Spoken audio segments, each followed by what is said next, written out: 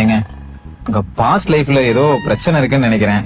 அது எல்லாத்தையும் மறந்துருங்க. நம்ம ஃப்ரெஷ்ஷா ஸ்டார்ட் பண்ணலாம். என்ன நீங்க முழுசா நம்பலாங்க. ஹே, நான் சொல்றது எனக்கு புரியுதா இல்லையா? நான் ஒரு வாட்டி பட்டதே போதும். என் வாழ்க்கையில இனிமே கல்யாணமே வேணாம்னு நினைச்சேன். உன்னால எல்லாம் போச்சு.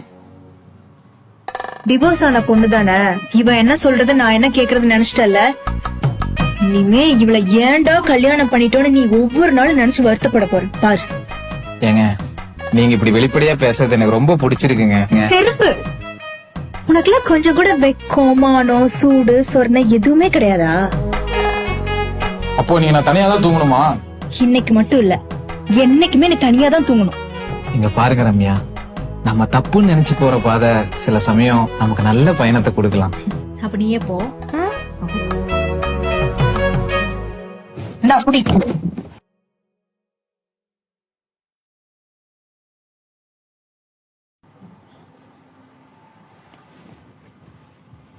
ஏய், என்ன பண்ற? இந்தா, கீழே படுப்போம்.